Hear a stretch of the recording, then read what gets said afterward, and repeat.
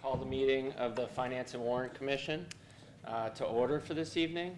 I'll grant permission to Westwood Media to live stream and videotape the meeting for us. And I'll also ask if anyone else wishes to record the meeting. I'm going to say no. Welcome everyone to our first meeting of the year. We should have a few more coming in a little bit, but we will have only 11 today because a few folks couldn't make it. We'll start off with the Pledge of Allegiance and then do roll call.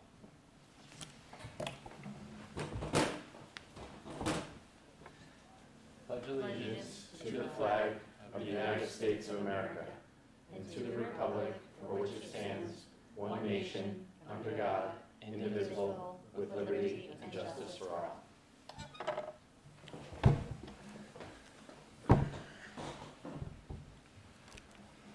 So, all you, Allison. Just say their name. Yep. Just their name. Yep. Okay. Bill Bruce. Yes. John Carey. Susan Flanagan. Yes. Ryan Sturma. Seth Fredrickson. Yes, here. Mike Gay.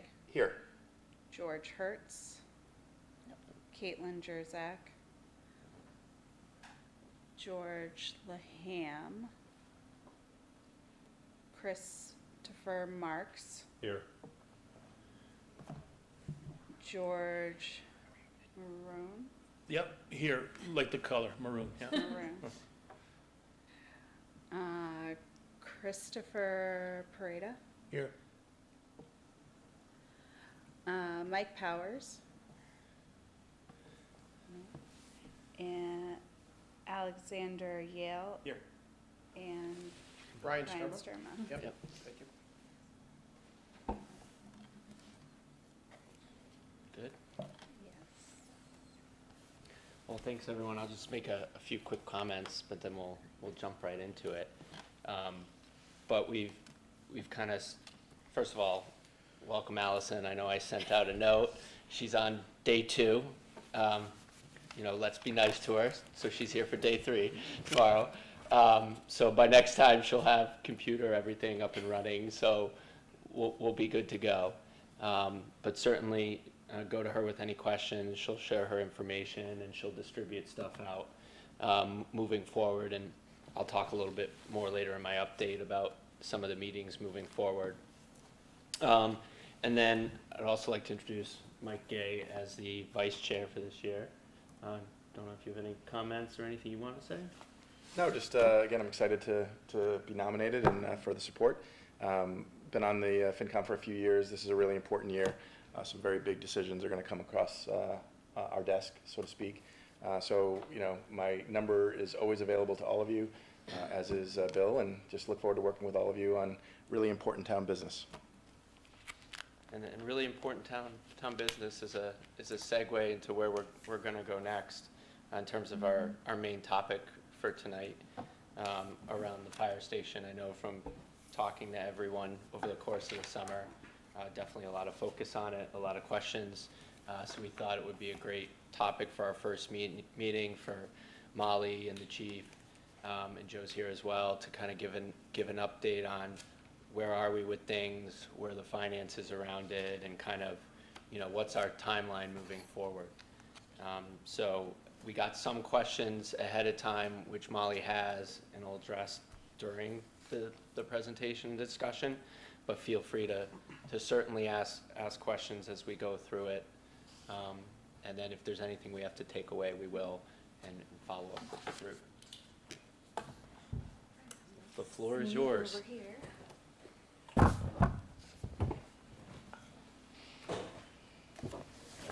Welcome, Chief. Thank you.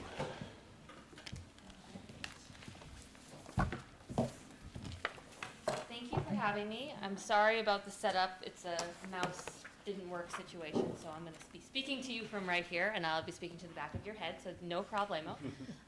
I'm Molly Fitzpatrick. I'm the assistant town administrator here, and I'm what I sort of affectionately refer to myself as the chief organizer of the FS1 working group.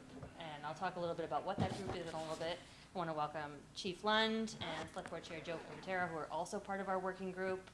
We're going to walk through today the history of public safety infrastructure here in Westwood, the schematic design of where the building is right now, which you can sort of see on the printouts around. We can look at those a bit later. Talk about the timeline. I have a couple of the questions that y'all submitted ahead of time. I have some frequently asked questions that I'm going to go through, and then we'll open the floor up to just a dialogue of a conversation about what we're working with here. So, without further ado, how did we get here? So, the original FS1 building was built in 1906, and it was destroyed by a fire in 1946, which is my favorite irony. It was rebuilt in 1948. So this is about what it looked like in 1948. This picture is obviously from a little bit later. So the 1975 was the last time that any substantial renovation was done to this building, and I underline that because that was 50 years ago. That's when the apparatus bay was added. That's when the hose tower was added. Since then, we have been piecemeal fixing things as we go, but the building was built in 1948, and it's really beginning to show its age. In 2013, the town put together what was then called the Public Safety Task Force. So the Public Safety Task Force was charged with looking at the town's public safety infrastructure, Fire Station 1, Fire Station 2 over in Islington, and the police station, and doing an analysis of how do we improve these buildings that are obviously critical to public safety and had been aging since they were built. I believe the original police station had been built in the early 50s. Same with the garage, which is really what it was over in Islington. So in 2013, the task force set out a phased approach where we would build these critical facilities in phases. First with the Islington station, then the Islington station was 2015, the police station then in 2016. And it should be noted that both those projects, Islington and the police station, were funded within Proposition 2.5, so there were no additional taxes levied outside of Proposition 2.5 to pay for those projects. That was right around the time when University Station was coming online, and so those were the funds that were able to help pull those projects forward. But that task force knew that FS1 is what I call it, main station headquarters, was going to have to be replaced in the near future. So fast forwarding, 2022, the select board commissioned a operational study to determine necessary staffing and a feasibility study to determine what was the status of the building, if we had to rebuild the building, where do you put the rebuilding. That was concluded in 2023, where the study found that the best possible option was to rebuild on the current site at High Street. We brought that project forward to a special town meeting in January of 2024, where funds were appropriated to do the design and bid for this project. Design, obviously, is designing it. Those are the pictures that we're looking at today. And the bid component refers to, we're going to go through the whole process to have the actual bona fide bid in hand, the construction price of the fire station, before it goes to the town meeting where it's going to be voted on. So the design and bid go hand in hand. And then in February of 2024, the town administrator formed the FS1 working group. That's primarily consisting of town departments, heavily influenced by the fire department, myself, community and economic development is represented, facilities. We have representatives from the select board and Mr. Privatera, the PBC, and then we're also assisted by our architects, Dora Whittier, and our owner project manager, Vertex, which is really what's keeping the project together. So that working group, we meet on a bi-weekly basis to discuss the project, to give input, to give recommendations to the architects who then come back with adjusted plans.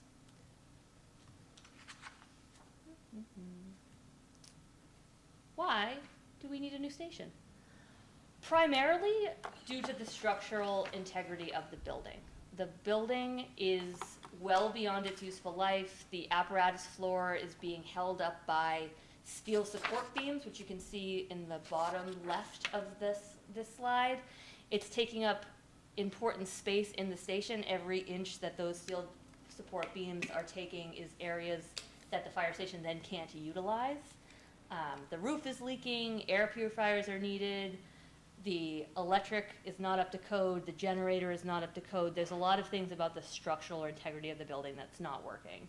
And then you move into the size. So this building was built in 1948. It was expanded in 75 with the apparatus floor, but that core building was built in 1948 when we had an all-male on-call fire department. So all-male is pretty self-explanatory, but the on-call means that nobody was living in this station. A call would go out, the bell would ring, and the firefighters would come in and get their truck and go to the fire.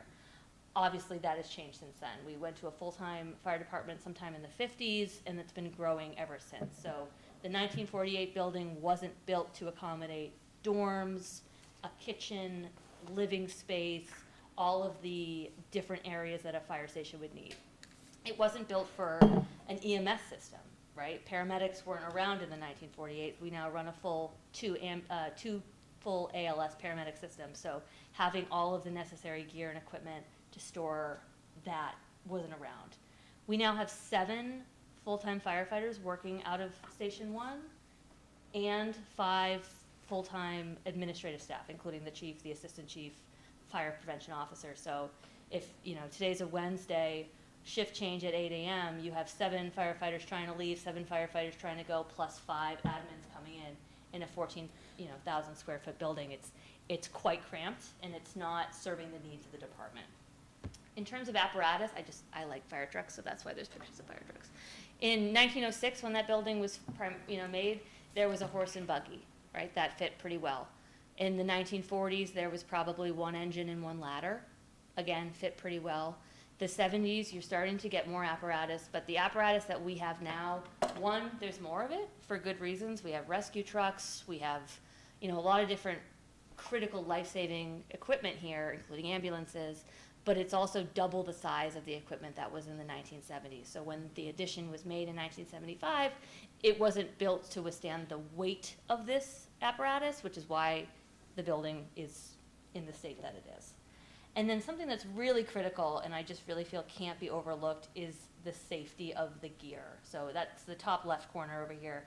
Every national standard says that the firefighter's gear should be housed in a clean, decontaminated area, not being exposed to all of the fumes in the apparatus bay.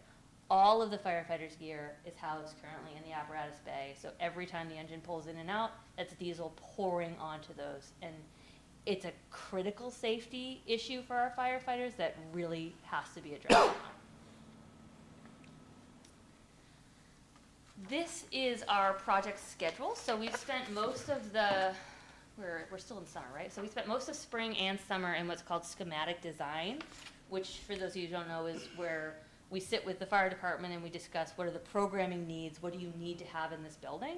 And then we try to communicate that with the architects who put it into a building that could actually stand up and meets all of our codes. So I'm happy to say we finally finished schematic design back in July, and now we're moving into design development, which is a lot more specialized. We're talking, what is the brick gonna look like? Is it stone or is it something like stone?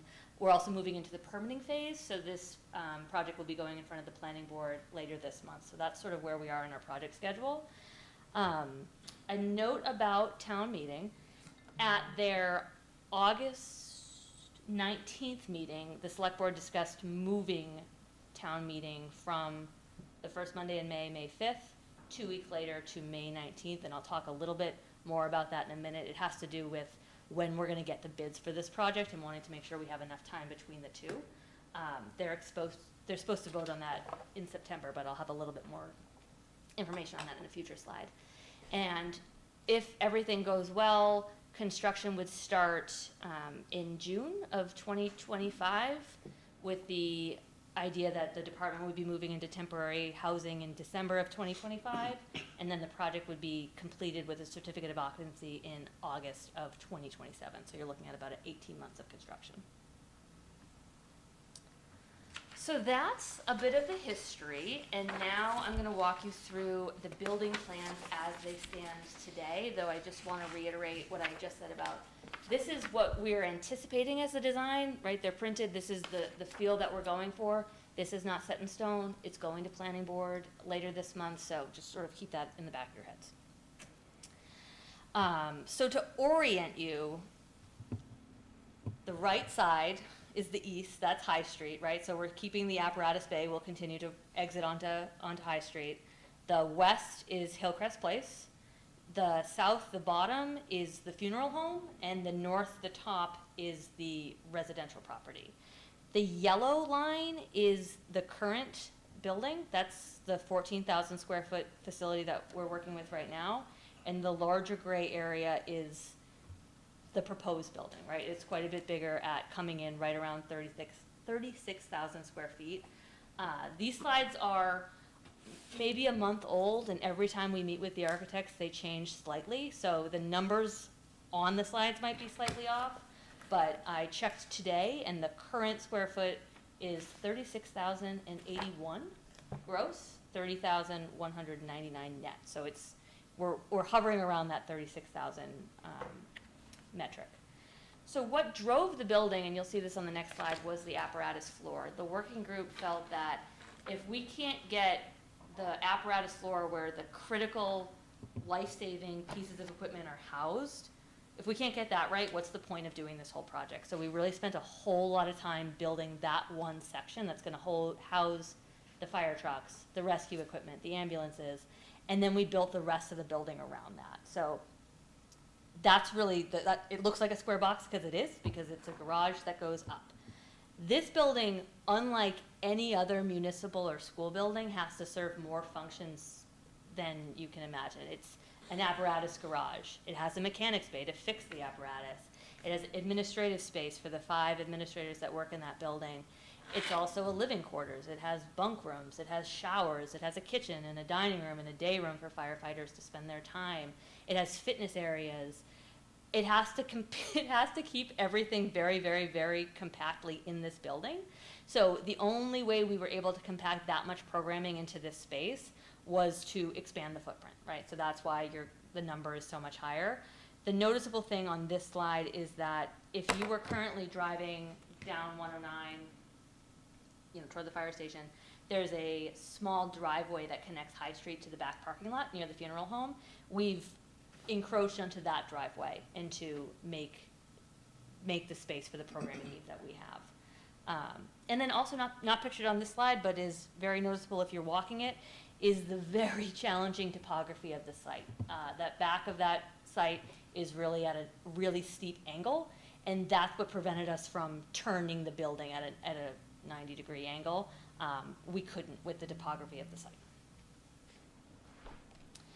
These are probably not the easiest to see from the slide. They are displayed around, and I'm looking for higher resolutions to send around, but this is the building that we're talking about here. So the section on the left, that's level 0 or the basement floor. What you see is the basement over at the top, the mechanics bay over at the top, following down the mechanics workspace, and then 2 bays. So this is what they have right now in their basement. The mechanic has a section to work on, and then there's 2 bays which house the extra ambulance and the squad truck. Am I right? Spare engines in there right now. Spare engines in there right now. They move things around. The mechanic does his best in the space that he has, but if you remember back to that slide with all those steel beams, that's really holding up the mechanic's area, so he's not able to do as much. The height of the current building is also a problem because he can't raise an engine or an ambulance inside the building. So a special pad has been poured outside, so we can move the vehicle outside, put it on the jacks, and do the work, which is great 9 months out of the year, but we do live in New England, so it's not the most useful in January if we need to do work on the engine. And then over on we're still on the left side, level 0, the far right of that is the INET. So we had mentioned the INET last year. The INET is the town's critical infrastructure. It's really what connects all municipal and school buildings. It's what connects Westwood Media Center. That's the technology hub of the town. And for whatever reason, it's housed in the fire station. I didn't put it there. It's been there for a long time. That's where it lives. So currently, it houses 2 rooms in the fire station.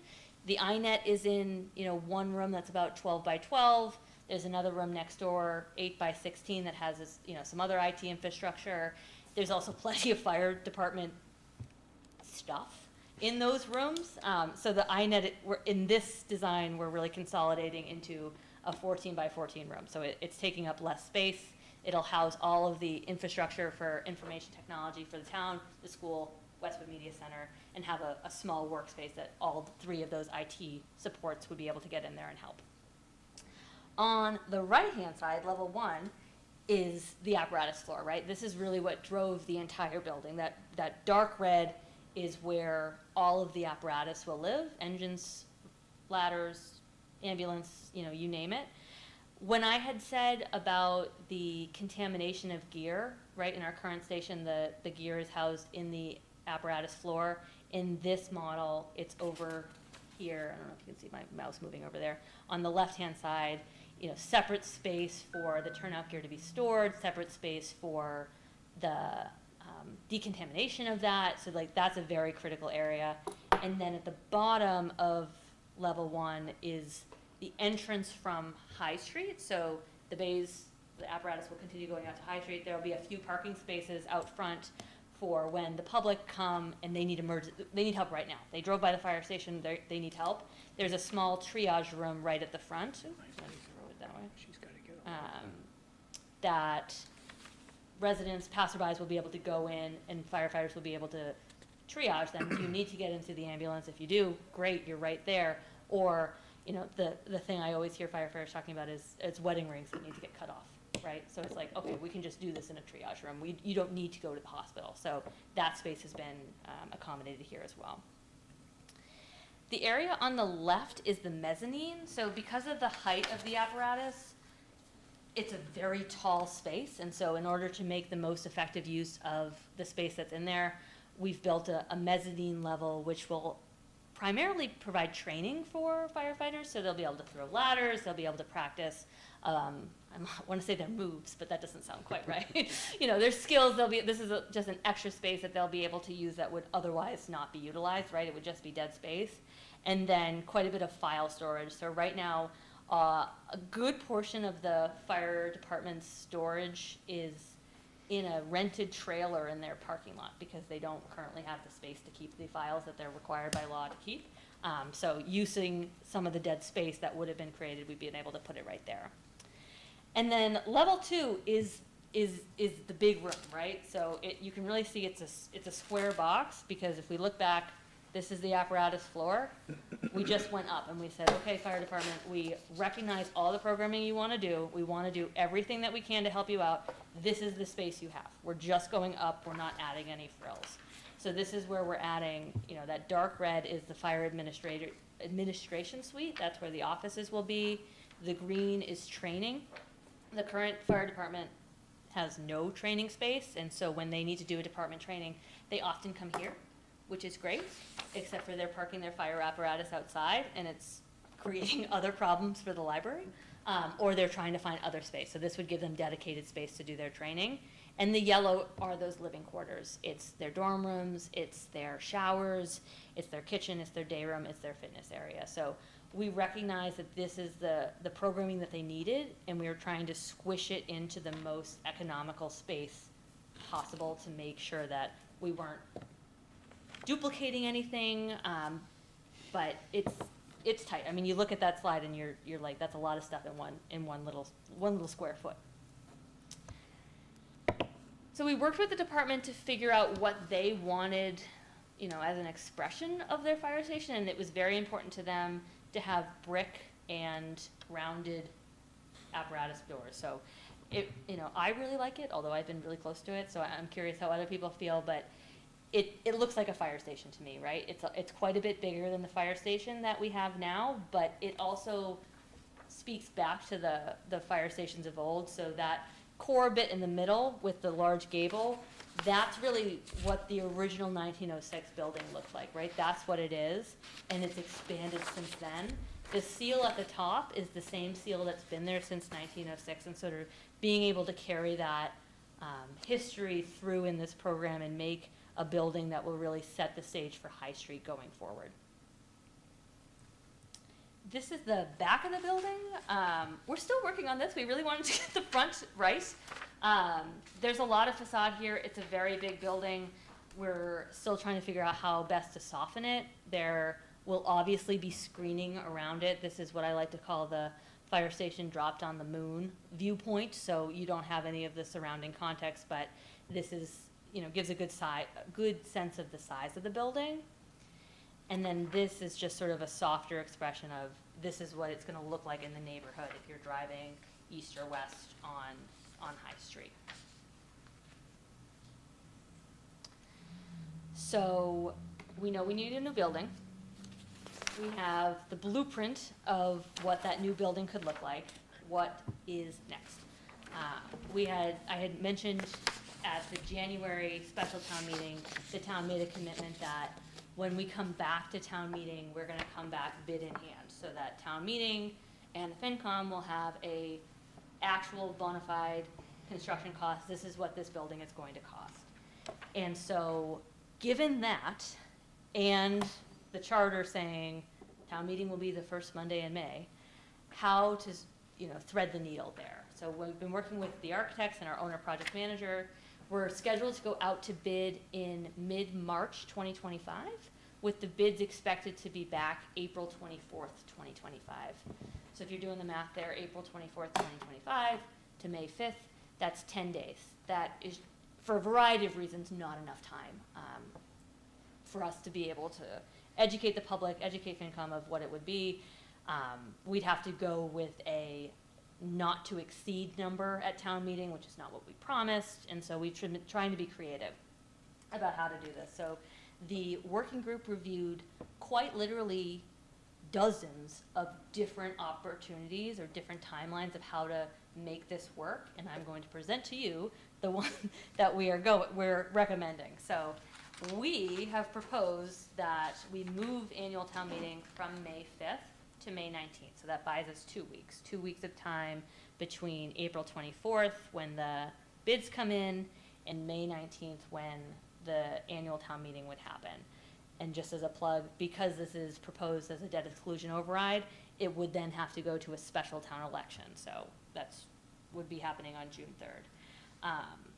The most important thing for y'all to know about this is that it would allow you to have a hearing on the fire station, right? We would be able to say, I think I have it, these dates are all tentative, right? April 28th, we can come in here and say, this is the cost, this is the building, let's talk about it. It would allow the actual number to be printed in the FinCom book. So those are all the different reasons why we thought that this was the strongest option. We've reviewed that, the working group recommended this, we reviewed it with town council, town clerk, finance department. We met with the chair and the vice chair of the FinCom. This really seemed to be the best option, so this is what we recommended to the select board at their August 19th meeting. They are, I believe, planning to vote yay or nay on this at their September 9th meeting. Just to add, Molly, quickly, Yes. if you go back to that, Yes. what that means for us is that FinCom public hearing on the 31st, we can do all the other articles except for the one associated with the fire station. So that gives us several weeks to write all those articles after that, and then it would just be the one article on the fire station that would kind of come right after that meeting that we'd have to turn around quickly. I'm doing this for you. So what's next? So we have our first abutters meeting tomorrow. So all of the abutters around both High Street location and the temporary ops location over at the Deerfield have been invited to a meeting here at the library, 6 p.m. So that will be happening tomorrow. Our first public information session will be on September 16th, followed by a number of them that you see here. We'll also have a presence at Wester Day. We're going to have a booth with all of these beautiful signage and some information there. And the department is planning on hosting an open house sometime in October, so doing a lot of messaging around this. So there's a couple of questions that the working group get all the time. So I figured I would address them first, and then based on that, we could then have a conversation if there are additional questions that come up after. So the first question we always get is, why this site?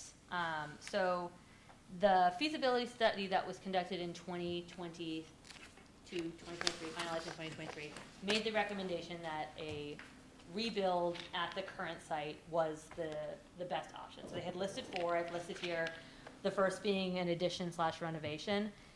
That's the second most question I get. Why don't we just reno the building?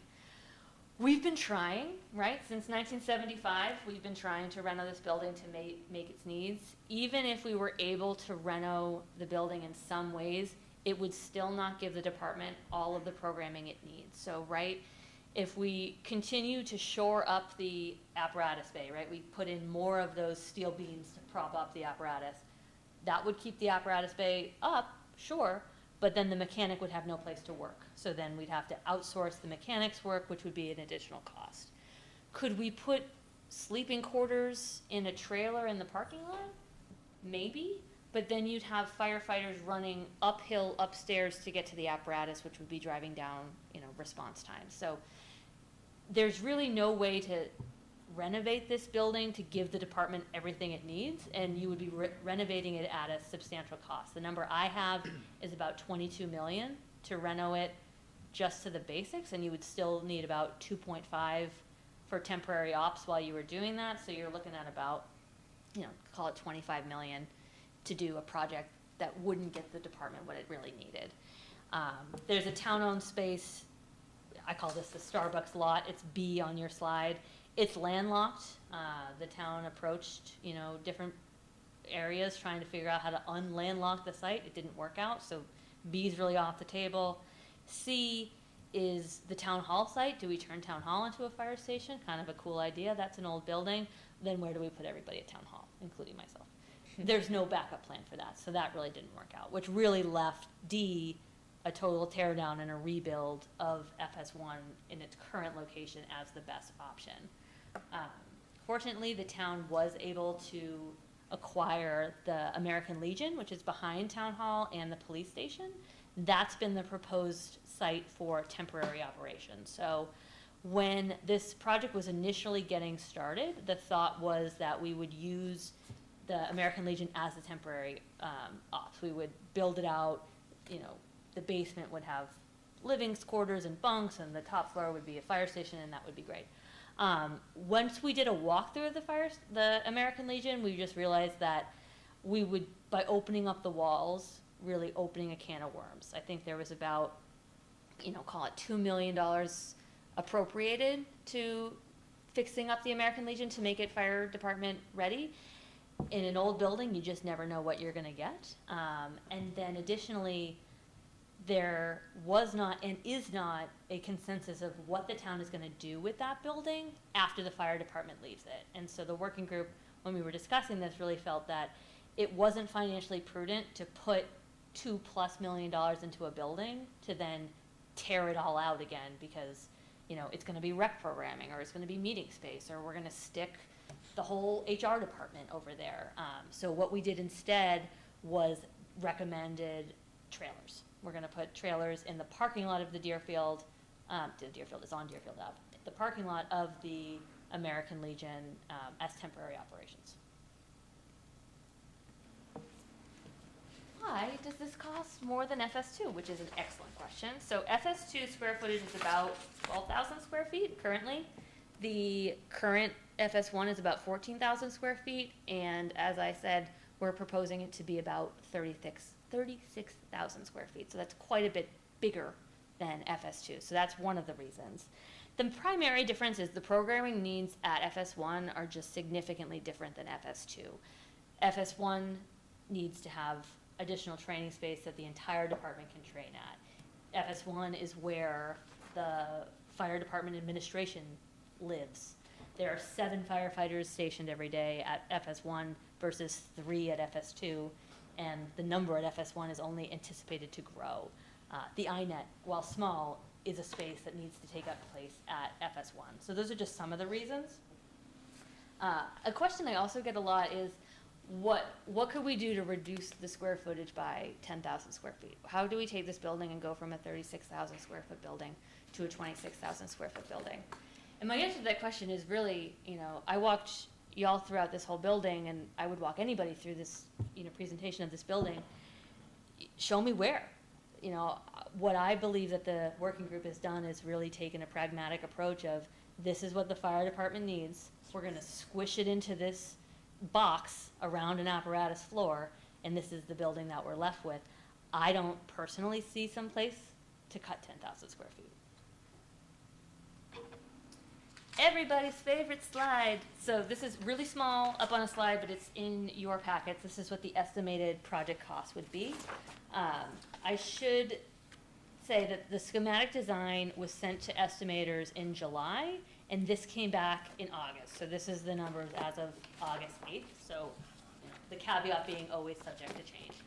The bulk of the project cost is the construction. I think that makes sense to everybody. That's just shy of 31 million.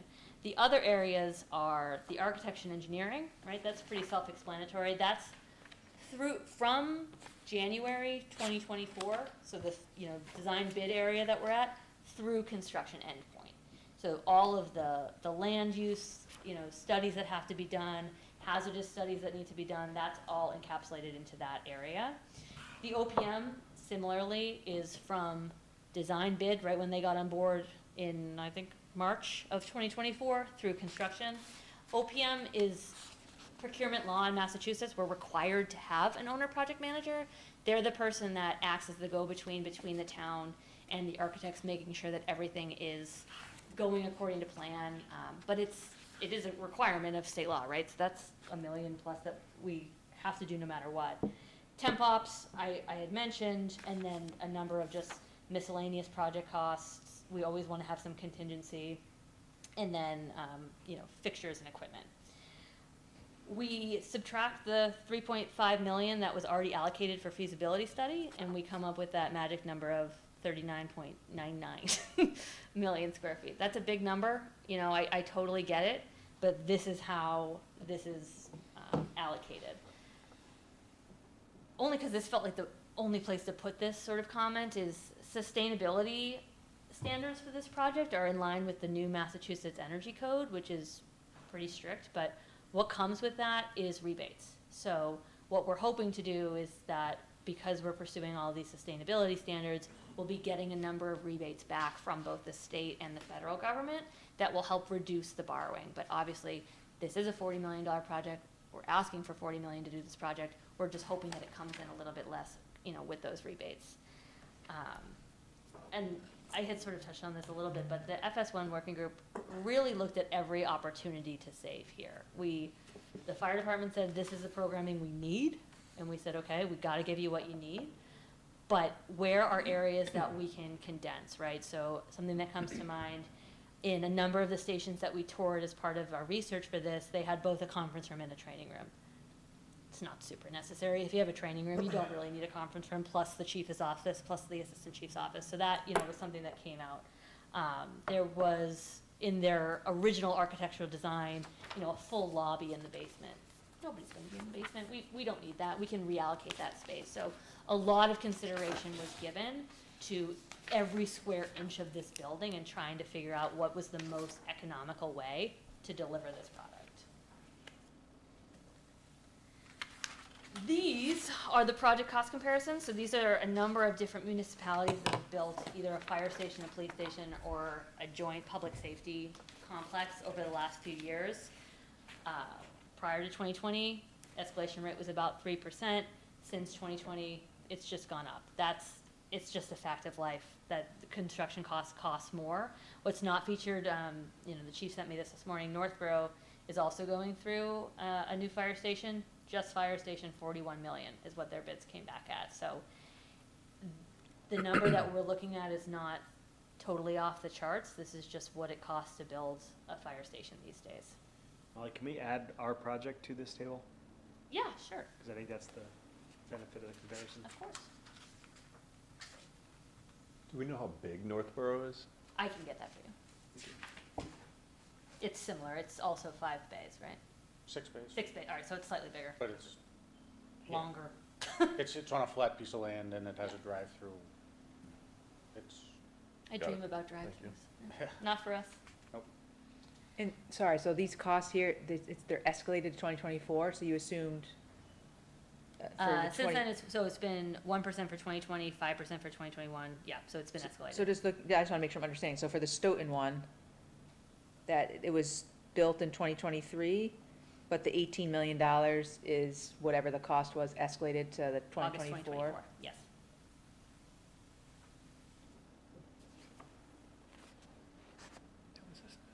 So a question we get a lot is why now, right? And so if we hearken back to the beginning of this presentation, which was the 2013 Public Safety Task Force, they knew that this building needed to be replaced, right? So that was 2013. It's 10 years ago. Like, why now? You know, why can't we wait? We did wait. The department and the town has done everything that they can to Band-Aid this building to make it usable, but it has completely outlived its useful life, and at this point, really needs to be replaced. And while we totally understand the town has a number of competing priorities, this is the priority that we think needs to take priority right now. This is the QR code for our project website, which has every document about the fire station that I've ever seen or read. So that is a happy little link for you guys there. And I'm gonna come sit down so I can answer your questions or pawn them off to one of my friends.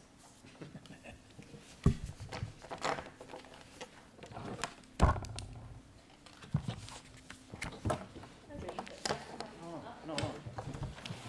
You're on the hot seat. You can sit on the hot seat, that would be fine.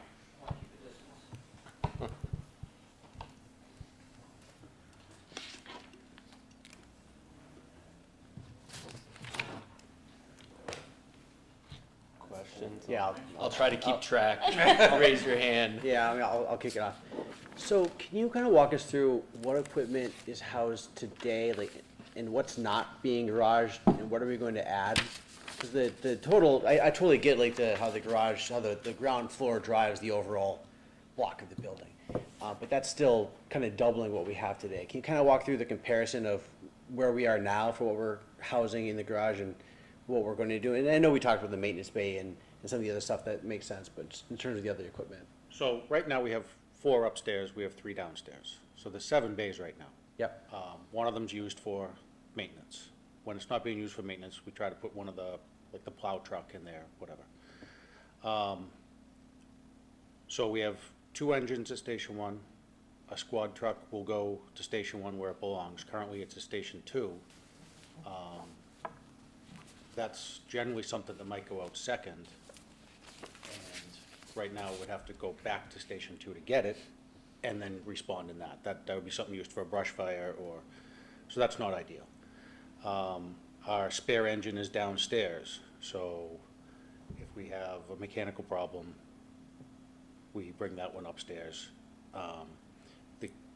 That's an older engine. The 2 engines that we have front line right now won't fit downstairs. They're too tall. So upstairs, you got 2 ambulances, a ladder truck, the engine with the brush truck, which is a small brush truck that was originally bought for car fires at the 128 train station. Doesn't have a lot of water on it and everything, so if we have a brush fire, we need the bigger squad truck. That's why that needs to be at Station 1. Then we have the command car and the boat, and then downstairs, like I said, the spare engine, the mechanical spare ambulance, the Kubota. Outside, we have a backup for the command car 3 and the plow truck. Usually those are stored outside. And the hazmat truck, right? And then the hazmat truck is at Station 2 right now. That would go back to, Okay, so there's a couple things from Station 2 that would come over here, but then would Station 2 add equipment then? Or do they have free space?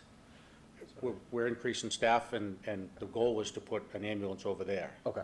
so, So part of this is we're moving some of the bays that were in the back to the front for fast access and just access, I guess, on the street Yeah. in general.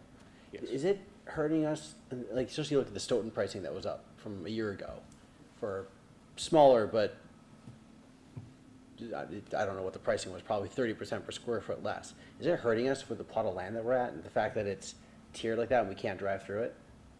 Yes, but that Stoughton project, that was a substation like Station 2.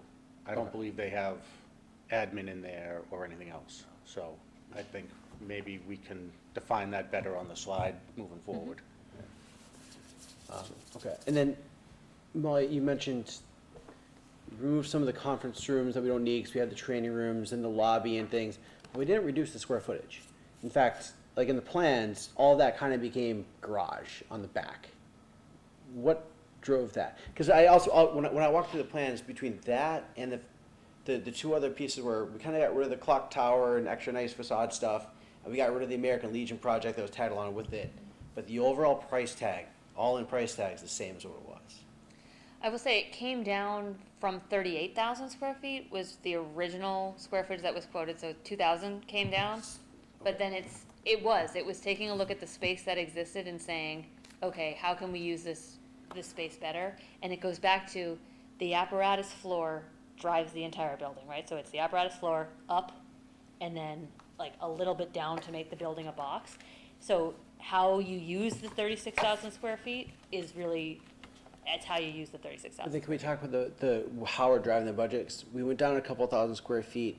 We downgraded some office space to garage space, which my brain is cheaper. I don't know if that's true. That we killed the American Legion part of the project, but the overall and price tag was the same. You killed the American Legion project in the sense that you're not renovating the American Legion, so they'll call that 2 million. Yeah. But you still need to put trailers in the parking lot. You still need to hook up those trailers to utilities. So it's the temporary ops is still 2 million. It's just Okay. now a sure 2 million Okay. because Yeah. it's a new building that you're then attaching infrastructure to, instead of saying, all right, 2 million for the American Legion, but if we open it up and it's asbestos, oops, sorry, it's 3 million. So it was a cost benefit analysis of saying, okay, we're gonna do the sure thing at 2 million because we know that that's the real cost and we don't know what we wanna do with the American Legion after the Have we fact. thought about that though? Like, wouldn't we rather pay 3 million for something we had to keep for a separate purpose than 2 million for a tent that we then return? 100% if we knew what the building was going to be used for, right? So it's like the town is conducting, the town and school, a townwide feasibility study right now, right? So they're looking at the American Legion. What do we put here? The Deerfield. What do we put here? If there was a known 100%, I was the person saying, renovate the Legion, and when the building commissioner says, don't do it, then you listen to the building commissioner. Yeah, the big problem there was the bathrooms are off the back. They couldn't say where the sewer lines were going. We looked up in the ceiling, and it was like, oh boy, what's going up in there?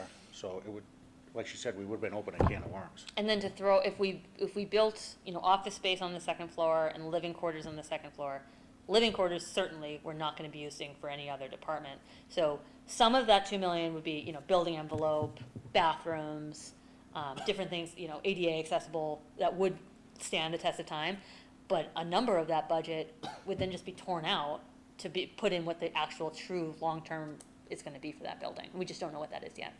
Would it have been possible to fit some of the, the non-operational programming into that building to reduce the square footage in this building and leverage in existing buildings, such as INET training and stuff like that? When you say this building, can you just be like a Oh, little more? the Legion. Legion, right, sorry. So, when we tear, I'm just going the INET because that's what you said last. When the building comes down, right, the INET has to go somewhere. So it will temporarily go into a small portion of the temporary operations, and then it will go back into the fire station. Did we look at moving the INET into a completely different building? Yes, but then it's sort of economy of cost, right? So if we put, it needs to be in a 24-hour access building, right? It's the core of us doing it. We could put it in the police station, that's or FS2. FS2 is too far away. it would cost a lot to run it. And if we put it in the police station, we'll have to do it in addition to the police station. So it was. But INET is real small, pardon the interruption. Yeah. INET is small. I'm taking INET, combining that with maybe training rooms and maybe the workout facility. And saying, if we took that programming out of this building and put it over the Legion and reduced the, footage on this building. We would be essentially committing to having two, like that, if we did that, the American Legion would become a satellite of FS1. So you'd be saying, all right, I think there's competing interests of what to do with the American Legion. In terms of fitness, one of the reasons, I think in the original scope, fitness had been in the basement, right? And it's been proven in other departments that we've looked at that if the fire station fitness center is in the basement, it's not well utilized. So we wanted to switch up and move mechanical and electrical into the basement and move fitness upstairs so people use it. It would be utilized even less if it was in a different building. The training room, we need more meeting space in this town, 100%. When I want to have a meeting, I can't do it at town hall. So will that be the end goal of what the American Legion is going to be? Maybe, but because that feasibility study isn't done, we couldn't commit that that's what the best use of that building is going to be. George, if you walk through the American Legion, Well, I've been through it. It would require a renovation, no question, and I concede that, but I guess, if I had to renovate, I'd be scared. Yeah. Stepping into it. yeah, no, Always said it. understandable. God knows, pretty scary. Yep, And I should also mention that the chief and his assistant chief and your admin, we eliminated one trailer off of the temporary quarters. And chief said, look, we're gonna be jammed into some tight quarters, we'll be jammed into Islington, so they're gonna try to utilize some of that space, which was a pretty good savings for the town. It was, yeah. It really was a nice collaborative effort to watch fall into place. yeah, and I'm not challenging any of the programming that you put in there, I think the firefighters deserve it. What I was just trying to explore is whether or not it all needs to be in one location. Chris? So, Molly, let me go back to the INET for a second. What's the cost of moving it? Did you look at breaking out the cost of moving it? It's all in moving it out into temporary ops and moving it back in. It's about $300,000, 300,000? and that's included in that 40 million. So when we were here a year ago, March feels like a year ago, and it was an unknown. We didn't know how much it was going to be, and it was not included in that 40 million of the project. The 300,000 is currently part of that. So you mentioned you didn't know really why it ended up in FS1. I do not. So what was the rationale for not putting it someplace more secure, like the second floor of the police station, which is currently empty? Yes, go ahead. Chris, I heard that same thing too when I spoke to the chief. And he said, Joe, I've got empty space on the third floor because it's all mechanical, but I can assure you there's no empty space on the second floor, and you're welcome to come over and take a look. Well, when we built when town meeting approved the building of the police station, Yep. it was specifically said we're building it to 2 stories and we're leaving the second story empty for future use. So am I now to believe that it's all occupied? There's a section of the building that was never built out. It's above the That's what I'm talking the barrier area, and so there would be construction associated with building that, outfitting that. And in terms of the scope of just looking at this project, it was the INET lives here. It would, it's going to cost to move it out or move it in. It's going to cost to move it to the police station. It was apples to apples. Yeah, well, at least we're only moving it once, instead of moving it twice. And hooking it up twice? A big topic of, or area of concern was, okay, what if that doesn't pass? What do we do now? We can't move forward with the station because that's not in it. We can't, or what if the station passes, or it doesn't pass, but that, you know what I mean? It was really one was contingent on the other. I guess does it have to be in the front project? Can we If just, you're moving it to the police station, it would have to be a separate article because it's a separate construction cost and a separate, everything. As of now, it's part of the building. We're moving it out, we're moving it back in. Well, how secure is it gonna be in temporary quarters? We'll be there. Yeah, it's, I'd rather see it moved to some place that is occupied 24/7 by somebody with guns. Rather than, no offense, chief, your firefighters who are not security people. I think that it was less of security, more of if something's going on, they would have access to it because we're always there. I think that's where it came. There's Why somebody they always want it at the police 24 hours. station, too. Yeah, agreed. It sounds like it's something worth looking into as an option plan. I don't know that security risk is of, on my mind, but it's just in terms of if there is a underdeveloped space in the police station, could we do one move, one detachment, one attachment, and then free that space in the fire station for something more relevant to what goes on in your department? yeah, how do we make administrative red tape not force us to pay to move it twice? Even if it's another article, which I kind of get, because it's different instruction stuff, like, can we not do something special for that? Did it pass, like, pull it apart? If we don't do it because it stays at the fire station, so be it, but I'm it'd be interesting happy- to see, like, what we could do just to avoid, if we have an empty space, like Chris mentioned, let's pay to move it once instead of twice, and it doesn't do a lot with a fire station in square footage, but it just seems silly to move it twice, now that we know that. You would be incurring additional costs, though, to then fire up the FS1 for the new INET. So you're going to have to do a connection back to it. So the question, it is a good question, like, what does all the math look like after you Yeah. really go through that analysis? Yep, for sure, we can do that. Yeah, Mike's right. All right, let me move on to my next point. The gable that's on, it looks like it extends all the way from the front to the back. Architecturally, it's nice, but will there even be any access to that area? We talked about having solar panels on that side of it. I'm talking about the area underneath the gable. I think it was just gonna be, Storage space. storage So Yes. space. it's basically decorative. And I appreciate history, right? But I'm not a slave to it. You can put that little plaque somewhere else. How much would it save us to not have the gable and just have a flat roof? I think our original design was completely flat and it just looked terrible. We didn't think people would like it. Well, they will if it's gonna cost them $1 million Yeah. to build it, right? I don't think it's gonna cost them that much. The last thing I wanted to mention is that the number that came in is suspiciously close to the $40 million figure that people were throwing around last fall. And you're not even close to actual building documents, so it's likely gonna go up from there. I think it's it looks to me like it's a self-fulfilling prophecy. Westwood thought they were gonna spend 40 million on this, so we'll tell them, we're spending 40 million on this. And I appreciate the work that Molly, you guys have done, and especially the fact that you've reduced the size of the building by 38 to 36,000 square feet, that you're to be commended for really looking closely at that.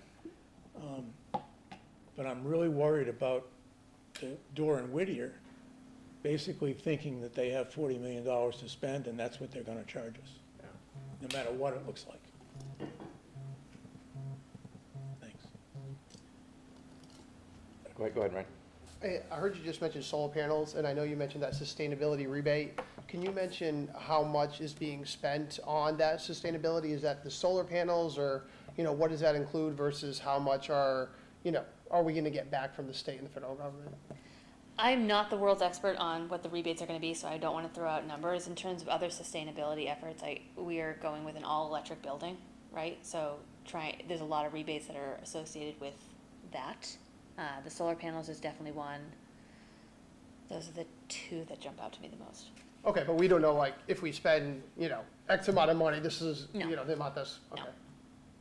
I can take a look at that. Does the construction cost include solar panels?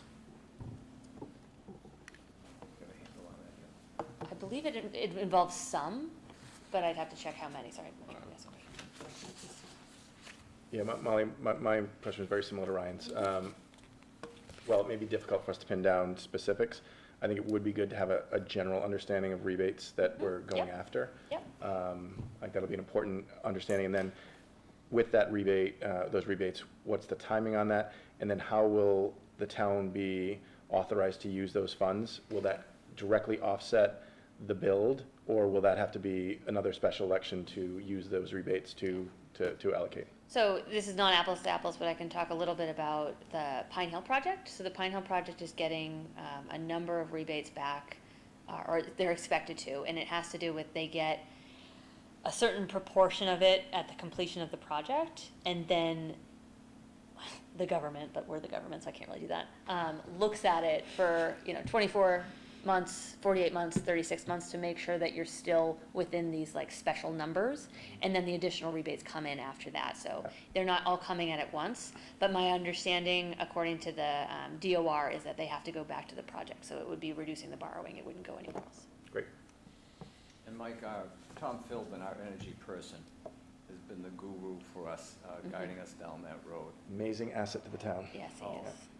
And he was, I believe he said, don't commit to a price because who knows what's gonna happen with elections and everything else. Yeah. Got a few questions. One was, I've toured Station 1, and we've talked about the mechanic area currently and the future mechanic area, which I think in the image is that sort of far right section behind the flagpole, is that right? Yes. Yes. Can you provide some data, it doesn't have to be now unless you have it handy, departments our size with our number of apparatus and type of apparatus, how many comparable departments have their own mechanic employees, bays, equipment, et cetera? Because I know purely anecdotally, there's, the Allied Drive repair of large vehicles. There's one up on Route 1 in Foxborough where I've seen fire trucks parked outside. And I'm just curious to get a sense for, are we unique that we have our own mechanic that's a great bay question. and mechanic on staff, or is that sort of common for departments our size? So I saw your question. Dedham, Needham, Wellesley, Foxborough all have their very large mechanics bay. Okay. Norwood has a full-time mechanic who works in the apparatus. That apparatus floor is very high, so they didn't need to do a special.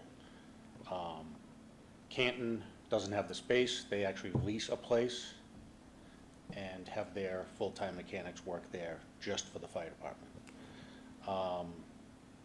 To go to, you're talking about like Cummins, for example. So our mechanic was injured, and we had someone come in and he left. And just as that happened, our engine started to have a problem. Went over to Cummins. They said 3 days. It's been there 3 weeks. And it's probably gonna cost us about $10,000 to fix it, where he probably could have done it in 3 days and cost about $2,000. That's the benefit.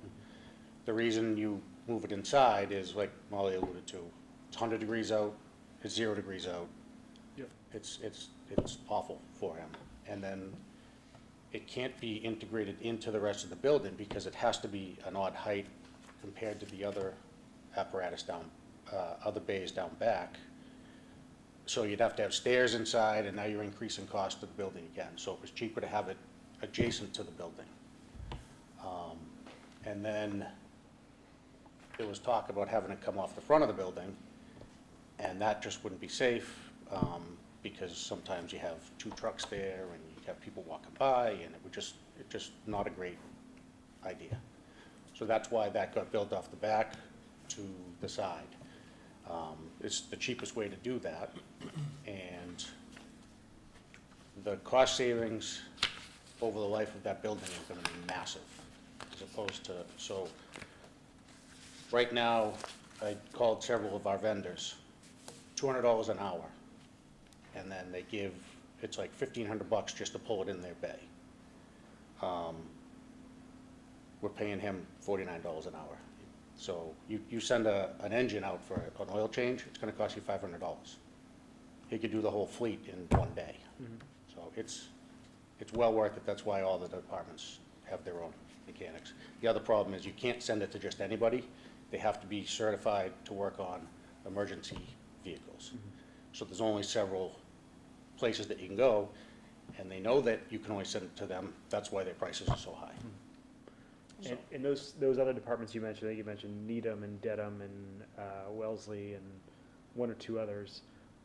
I assume those sound like they're larger towns in terms of number of apparatus and, you know, overall department size. Is there some comp that we can look at that is more comparable to our town? Like Norwood's obviously much bigger than us. We actually share a mechanic with Needham. So our mechanic works 20 hours a week here and 20 hours a week in Needham. And so that's the economy of scales, is we have the same number of, well, maybe not the same number of fleet, but there's 2 stations in Needham, there's 2 stations here. They have roughly the same number of apparatus. Yeah. And we don't have the need for a full-time mechanic, but neither does Needham. So that's why we share it. And would a mechanic's bay fit in Islington, height-wise? No, I think so. I haven't been in there, so I don't know how it compares. I don't think the lot size would allow it. The former mechanic tried that, and we ended up fixing the door, so. All right, it's good to know. Couple other things that I just, more about the project and the timeline. So the schematics are underway, we have them here. The project's at $40 million. Of the 40 million on this pie chart, temporary operations was just over 3 million. So that's just the cost of temporary trailers And the utility hookups. and utility hookups. Okay. That does sound like a lot for trailers and hookup, and I sort of agree with, if we were gonna put $2 million into Legion, even if it wasn't gonna be a living quarters and what have you, it would be an improved space with a meeting room and other things we could then use versus $3 million that we'll never see once we let those trailers hook back up and drive away. So that does sound like a lot for trailers and electrical hookup, but I'm guessing that you guys have done that work, so I just don't know the cost of trailers. I think one thing that, part of that cost is housing the trucks that we're gonna put there as well.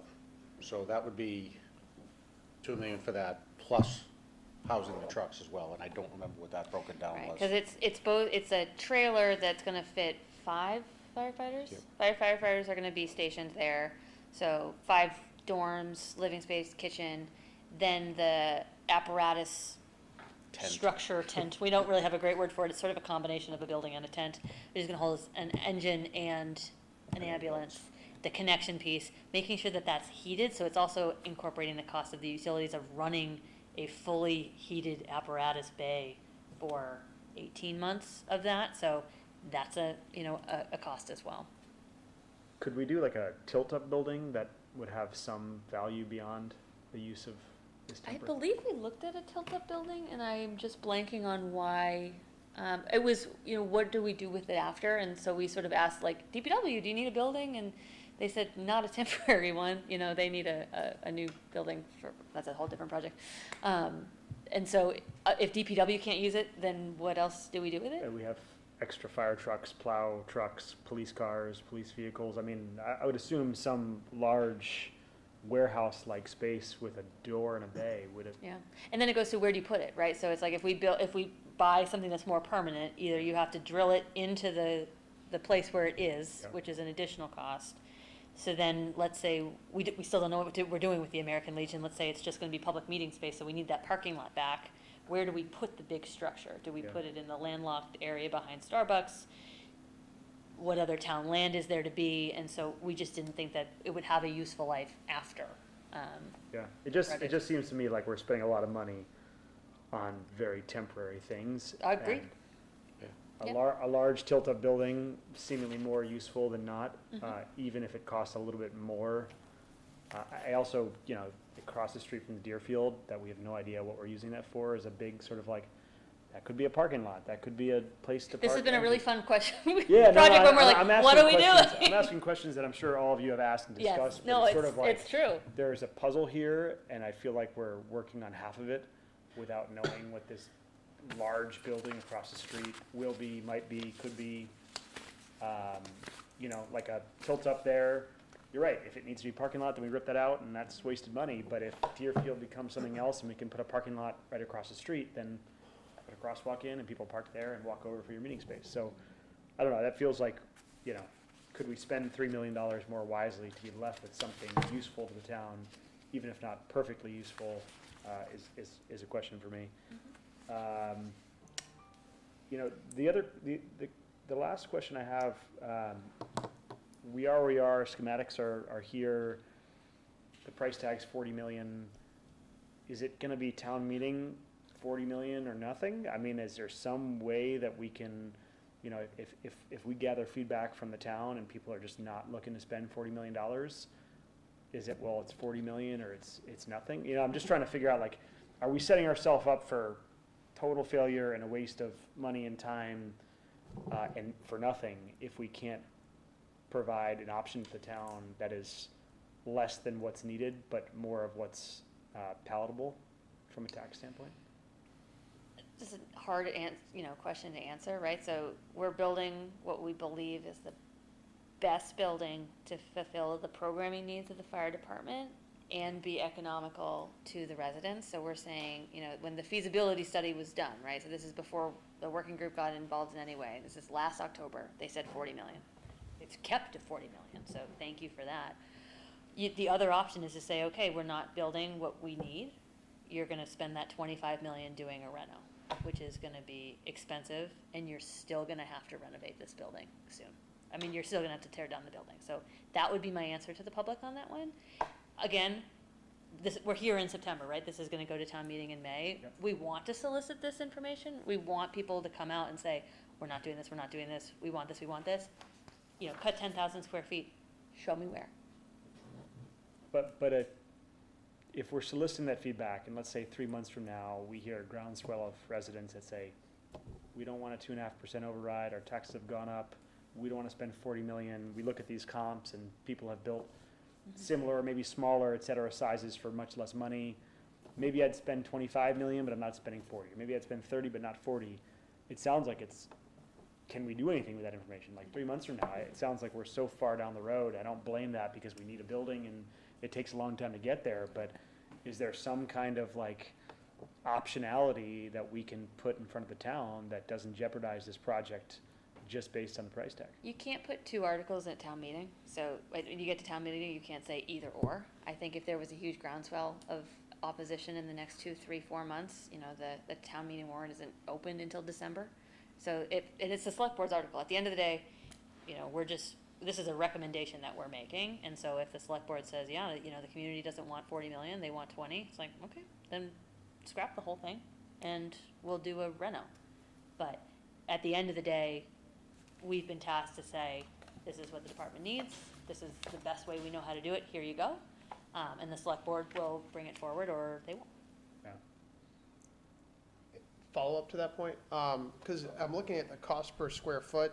I think the low end is $449 per square foot. The high end is $991.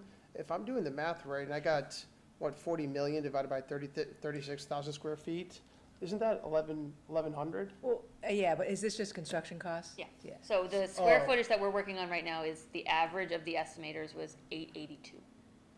882.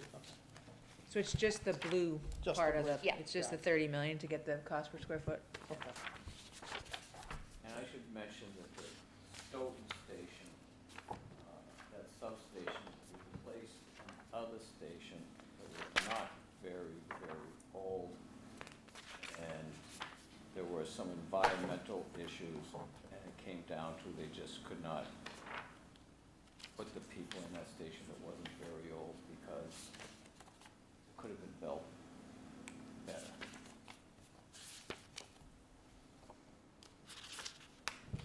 And we looked at the temporary quarters, the working group did not expect that.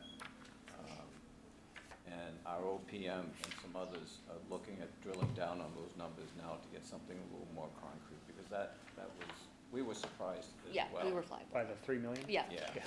we Yeah. guesstimated less. And that, again, that comes back to the American Legion, like, shoot, we're not good at guessing. We're not good at guessing, and if we're guessing that Legion 2 million, and temporary's coming up 3 million, I suspect that 2 million is off. I really do. We try to cull this down to the most reasonable price that we could. We consolidated areas, we eliminated some things. I know Chris really wanted the clock tower, but we didn't. Oh, I forgot you were over there, sorry, Chris. We really tried our best on this, and the fact of the matter is I went out to the Norfolk station that's being built now, and I know the OPM there, and he's been in construction his whole life, and he told me that once you put the square footage down, they know the cost per square foot. That's how they come up with that 30 million or 40 million. They just know new construction is this per foot, remodel is this per foot. They know it right from day one. It's not, we weren't way off target. But we may benefit somewhat by the time we borrow this money, interest rates might be lower. Yeah, Yeah. for sure. I have one quick, just administrative question. When we get the bids back, are all the bids public record? Yeah. Okay. Just wasn't sure. I have a few questions. Shocker. You talked about, you probably don't have an answer to this, but the useful life, we talked about the renovation.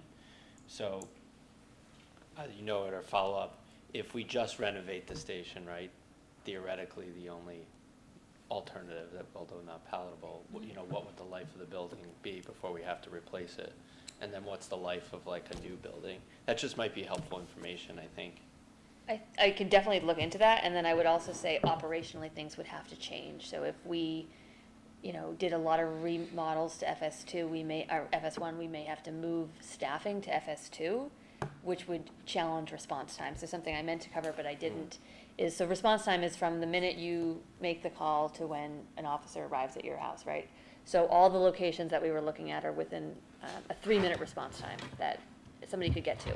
If we're now changing our operating model or putting more people at FS2, that's increasing response time. It's increasing time for the firefighters to get to the people in need.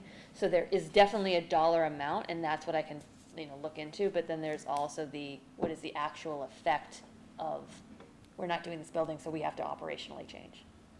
But yes, I can get that for you. And then if we do have to renovate, it would be time theoretically before we modeled that out and everything. Would any repairs need to be done to that apparatus floor in the meantime that I looked at? So, yeah, we took Bill on a tour last week. The building's being held up by steel beams, and it is being inspected monthly by our facilities department and semi-quarterly by a structural engineer. So we're paying a structural engineer $1,000 a pop to come in and make sure that the building is still standing. So we're keeping an eye on it, because obviously we don't want it to fall down and hurt anyone, but there would be ongoing costs to maintaining that. And if it happened now, we'd have to, spend money to fix it now. Duct tape is still holding. It is for now, really. They said Some eventually spots. we'd have to move the steel beams all the way for the whole lower apparatus floor. So now the spare engine, spare ambulance, everything else is outside now. One other line item caught my attention. I'm sorry, may I? You can go ahead. I have a few more questions. I'll get to I that. know, I remembered you said you had a few. Do you have, all right. One line item stood out to me, and that was the $1.9 million owner's project management. And it's a 18-month project, right? The Vertex started in March of 2024, and this, if approved, would go through August 2027. So, Okay, so a couple years. 3.5 years, Mhm. okay. But $2 million, how many people is involved with the project management function? Is it a one-person thing, a No, multi-person? it's a multi-person thing. So, were you involved in the OPM search? Yeah, we We interviewed 4 or 5 different OPMs, it went through procurement, right? So we had to do a full vetting process. So Vertex is a full firm. They were formerly Compass. They've done a lot of OPM work for the town in the past, but no, it's a team of people. We have a point person that we work with the most, right? But we get a lot of people out of that. Okay. So that was part of my question. So that was good. Stole your So thunder. that I segues, yield back my time. that segues, if I remember right, correct me if I'm wrong, isn't that OPM cost a function of the total?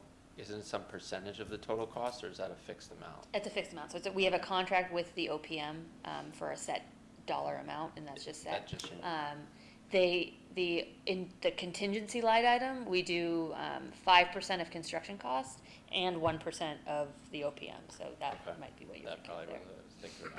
Can I ask a question on that contingency piece, just while we're on it? The 1.85 million, Mhm. when we get the bid documents, does that go away? No, you would still keep a contingency going into a construction project always. Okay, so even when we have a number from a, okay. You may not end up borrowing it, Sure. Right, No, I you get can still keep it. the best possible option. And then the architectural and engineering at 4.6, that doesn't include, that's separate from the 2.1 million for So, yeah, design so and the stuff, fees- because I know They people come get- together, right? So I tried 14 different ways to separate it out, and it's just not. So you have feasibility, and then you have design bid, and this pie chart is them all together. So we have Dore and Whittier on contract for architectural design now, designing the building. They're taking care of all of the site surveys and land use stuff and, other things like that. And then there is also an additional cost when the building is voted on and approved that they have. So that 4.9, some of it has already been covered, but some of it will be more.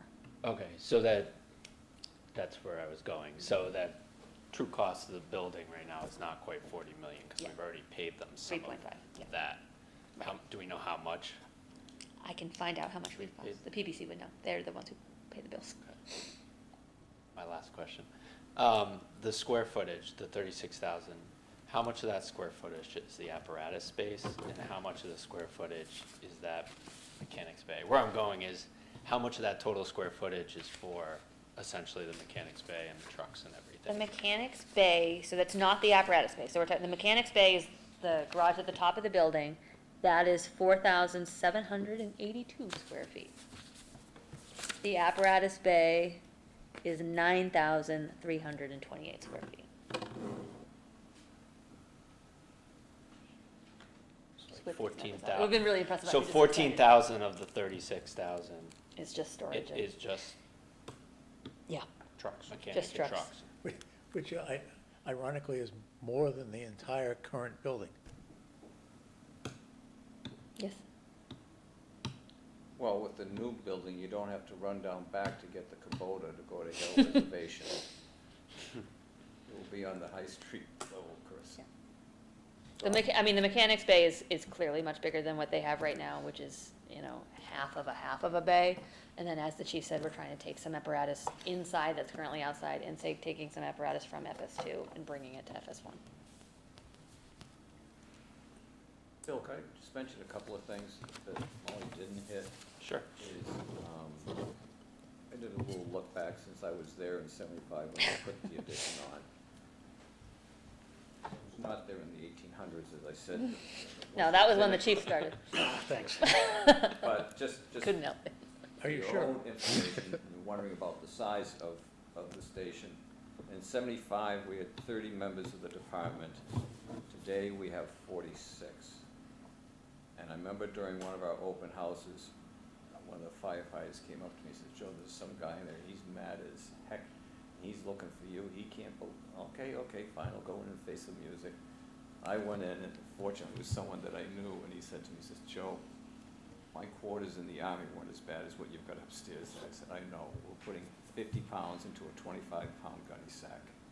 That's what's happened." So we've gone from a staff of 30 in '75 up to 46. Back in '75, we had 1 ambulance, now we have 3 ambulances. As Molly mentioned, it was all male at that time, and now it's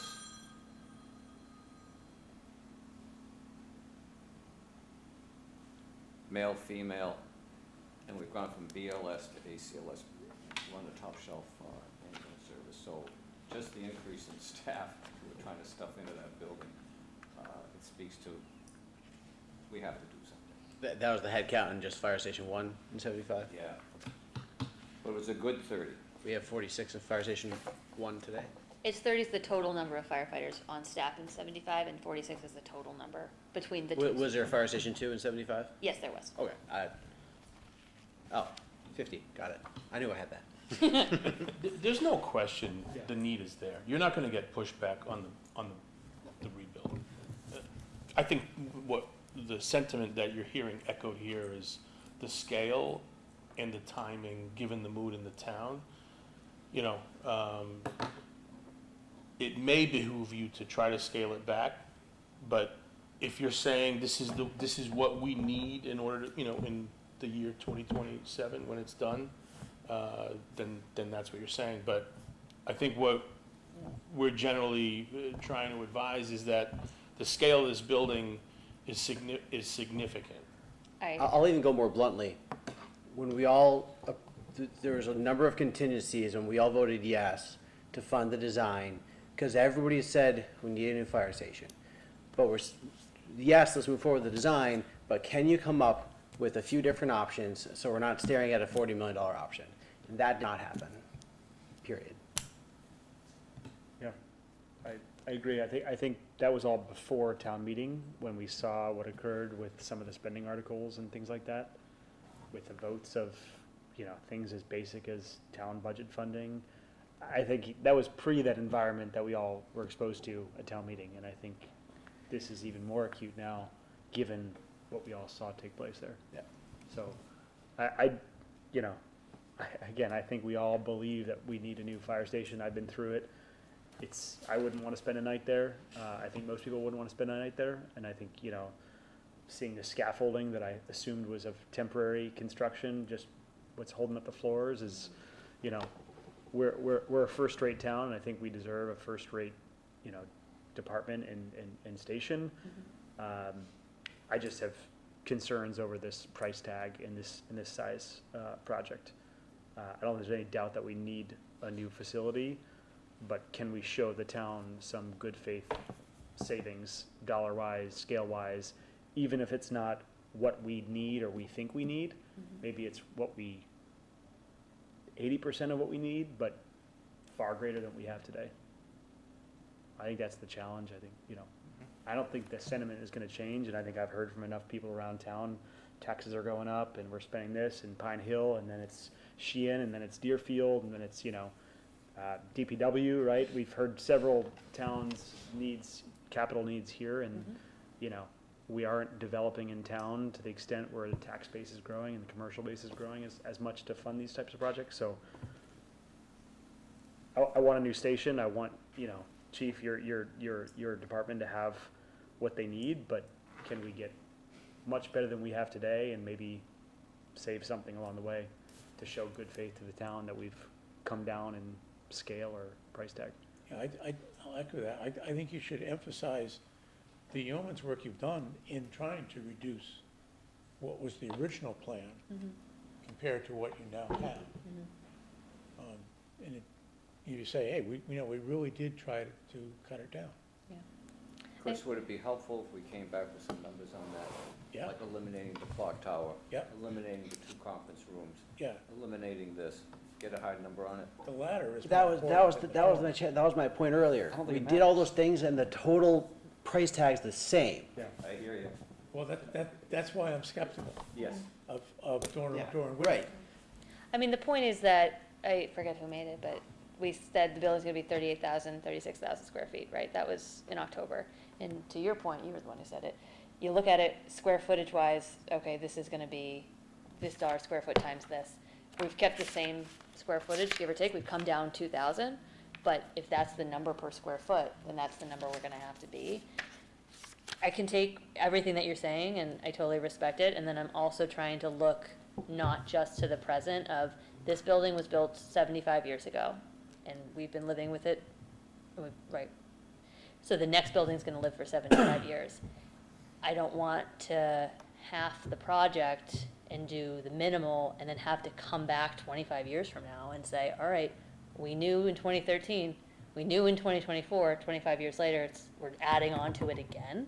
So it's trying to balance the needs of right now and looking forward that we're not gonna have to touch this building again for 75 years.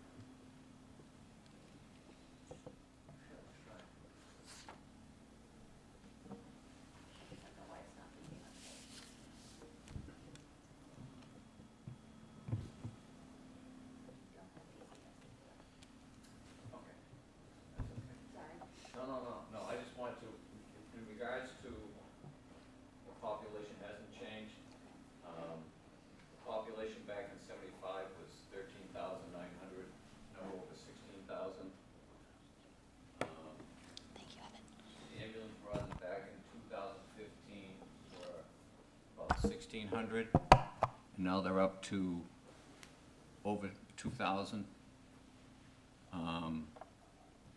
The other point I want to make is, since Norwood Hospital closed, and Steve can speak to this as well, the average ambulance run time has been increased to 43 minutes due to the new 90-minute run times for the ambulances having to go to Boston. And that what really concerns the select board is that there's a report from January to September of 2022, 243 days. Out of those 243 days, 232 days had simultaneous ambulance calls, going back to the increased medical demands. The fire department's really absorbed a lot more on the EMS end of things. And when you had 2 ambulance calls, you're putting things at risk. And you want to do a good job on that. And so the population has gone up, the ambulance runs have increased markedly, and I think that has to be weighed into it as well. Yeah, I'm just looking for the projections of 20 years from now. What's the forecast? I thought one of the things had that. And I'll must be in the feasibility study previously, but I just don't have it. There were when you look at those feasibility studies, and I studied them all, I did better with my magic 8 ball because we exceeded the numbers that they were projecting. Yeah. We exceeded them. But we can send all that stuff, whether you or else, and as a follow-up out to the whole group. Just want to make a quick comment. So, while I appreciate, the effort that everyone's done, if you are looking at potential cuts to come down to make it a more viable option for the town, speaking for myself and for my family and everyone else in town that I love, we need you to basically tell us what services you have to keep us safe. Mm-hmm. If there are things that you're looking at that don't fall into that category, that maybe don't keep us safe, but, maybe make us happy a little more. Nice to have, then maybe things like that would be up for discussion. But again, I have full confidence in you and your staff and the town to put together the project, right? There's definitely concern about spending in town in general. Yeah. I just don't know if I want the fire department to be the ones that are, cutting things so that we can all feel better. And then when I call you needing help, it's not there. So again, take this board as kind of a representation of the town. We have concerns about fiscal spending in general. The long-term, capital committee it's a critical element. All of our schools are built at the same time. They're all coming for reconsideration right about now. The fire station needs to be replaced desperately. So as we're looking at this long plan, again, we need you to tell us what you have to have. Right. So that's just my comment of fiscal conservatism, but the reality of we want to be safe. Yeah, and then from my point of view, I also need to protect my employees, right?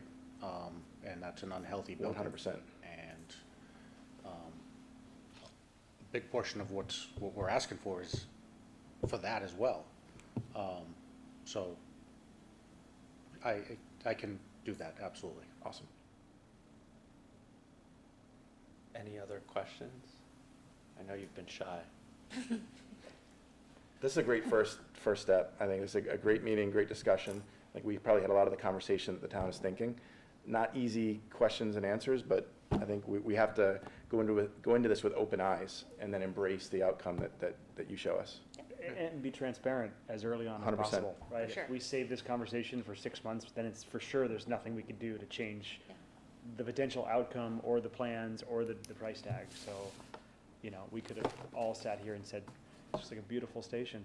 and then Gorgeous. in Great word, May, Molly. all of us scratching our heads as to why it may not have gotten passed and wish we could have done something differently along the way to change the outcome. So I think we all agree there's a new fire station that's needed across the street. How do we get that as soon as possible within the realistic context of our neighbors and those around us? So, thank you. Thank you. Yeah, thank you guys so much for the time. Thanks for the and feedback. Thank you. all the preparation. Very helpful. I know we'll share the takeaways with the team, and then we'll bring back as needed, Yep. probably be an ongoing topic at most of our meetings. We've seen a lot of each other. Awesome. Thank you so much. And we are planning a potential visit across the street FinCom before field trip. one of our meetings. So you Sleepover, won't have no? to stay overnight. No, not a sleepover. Over, But of course. I think it's definitely eye-opening when you get to see it all. Bill, that guy that was madder than a wet home, I'm telling you, the firefighter's really scared of me. He said, no, I can handle that. And Chris, I know the Air Force didn't have barracks that bad, so. Hey, the Air Force had the best barracks. Is that yours? Did I steal yours? Thank you, everyone. Thank you. Thank you. Thank you. All right. So my update, I did send out committee lists for the coming year. Just some slight tweaks to things, but kept some similar committees. Now with George and Christina stepping off, FinCom will have 2 new people, hopefully before October, but at some point here, so we'll kind of assign them accordingly across the committees. And then what we want to do going forward is at each one of our meetings kind of have an update from the committee. So give an update to the broader group.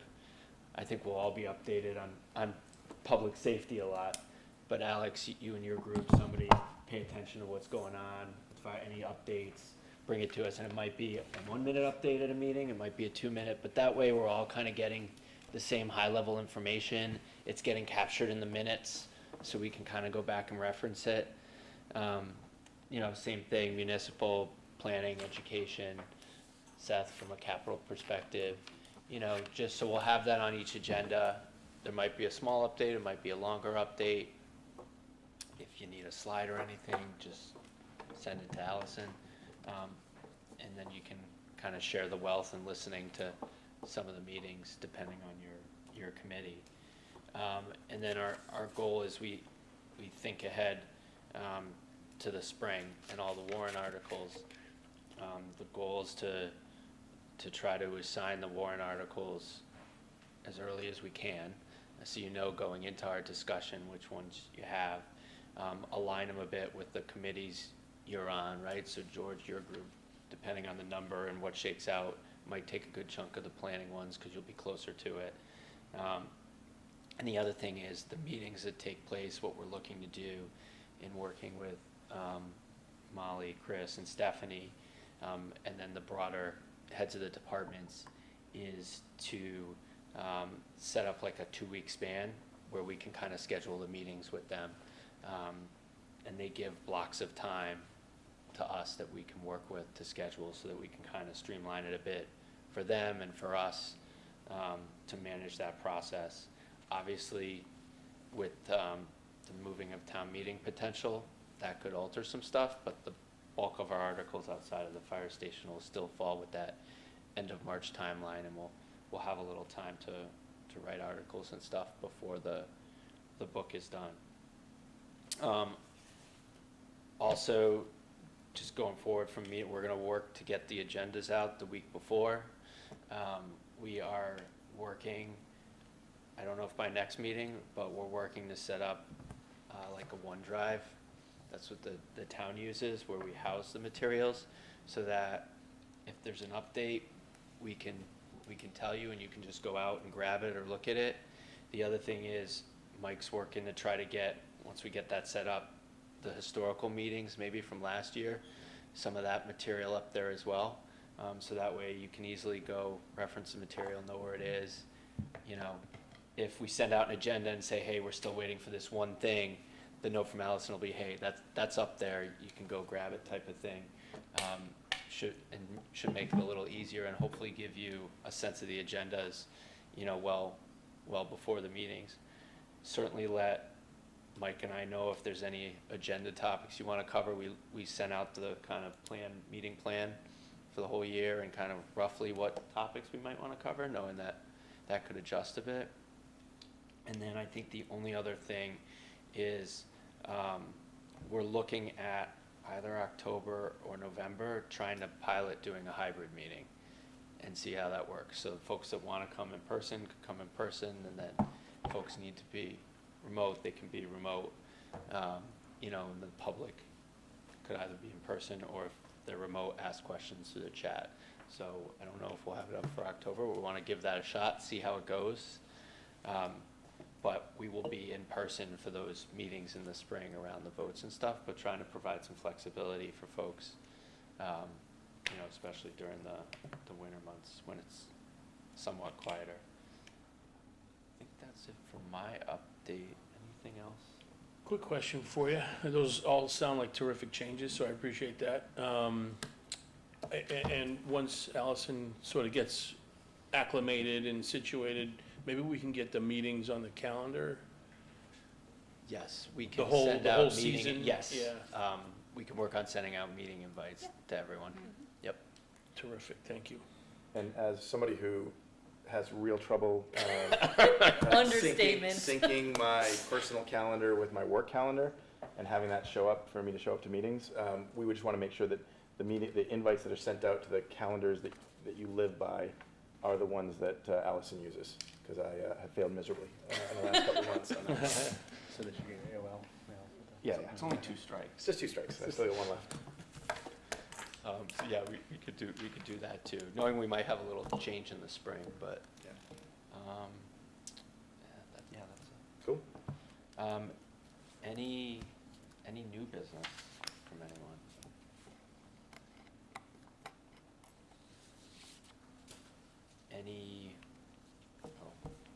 I already talked about the meeting, we gotta do approval of the minutes, right? That's an old business. Yep.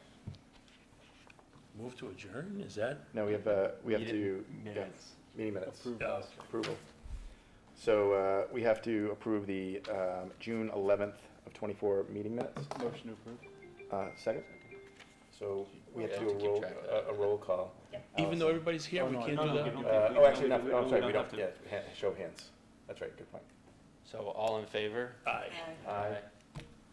Any Anyone say? opposed? So we're good. There we go. Good. Approved. Unanimous. There's no public No press. right now, No. it's just us. So I think that's, Motion to adjourn? Second? all in favor? Aye. Opposed? Meeting's adjourned. Great first meeting, Remember Bill. that, remember